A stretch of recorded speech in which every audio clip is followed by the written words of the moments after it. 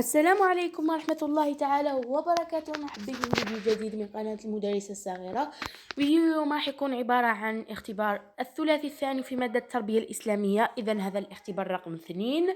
الوضعية الأولى عليه 6 نقاط. أولا، أكمل الحديث الشريف عن عمر بن الخطاب رضي الله عنه قال: بينما نحن استطعت إليه سبيلا. 2. ما هي أركان الإسلام حسب ما ورد في الحديث. 3. من هو الرجل السائل.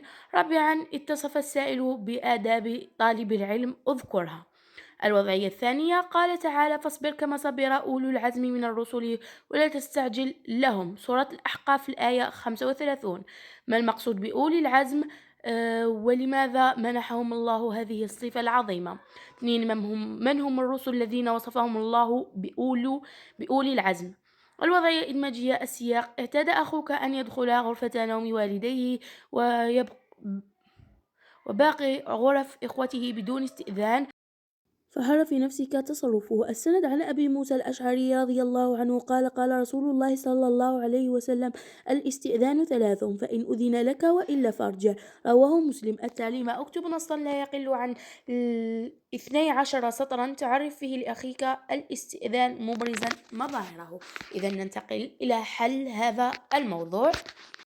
إكمال الحديث عن عمر بن الخطاب رضي الله عنه قال: بينما نحن جلوسون عند رسول الله صلى الله عليه وسلم اطلع علينا رجل شديد بياض ثيابه شديد سواد الشعر لا يرى عليه أثر السفر ولا يعرفه منا أحد، حتى جلس إلى النبي صلى الله عليه وسلم فأسند ركبتيه إلى ركبتيه وضع كفيه على فخذيه وقال: يا محمد، أخبرني عن الإسلام.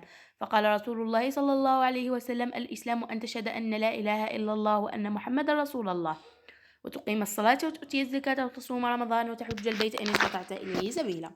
2. أركان الإسلام هي: شهادة أن لا إله إلا الله وأن محمد رسول الله، إقام الصلاة، إيتاء الزكاة، صوم رمضان، حج البيت لمن استطاع إليه سبيلا. 3. الرجل السائل هو جبريل عليه السلام. 4. صفة طالب العلم هي نظافة البدن والثياب والتواضع. آداب الحوار: حسن طرح السؤال، حسن الجواب، حسن الإصغاء. ننتقل إلى الوضعية الثانية. إذن المقصود بأولو العزم من الرسل هو مجموعة من الرسل اختارهم الله ومنحهم هذه الصفة العظيمة نظرا لجلدهم وصبرهم وتحملهم مشاق الدعوة إلى الله ويقينهم في الله تعالى وثباتهم على الحق. 2. الرسل الذين وصفهم الله بأولو العزم هم 5: سيدنا نوح، سيدنا إبراهيم، سيدنا موسى، وسيدنا عيسى، سيدنا محمد صلى الله عليه وسلم. أما عن الوضعية الإدماجية: المعايير المؤشرات الملائمة. المعايير الملائمة: سلامة المنتج للمطلوب، احترام الحجم المطلوب، كتابة النص يعرف فيه الاستئذان مع بيان كيفية تطبيقه داخل الأسرة ودعوة الأخ إلى ضرورة الاستئذان، الانسجام، تسلسل الأفكار وترابطها، حسن توظيف المعارف المكتسبة، احترام عناصر الموضوع وتسلسلها.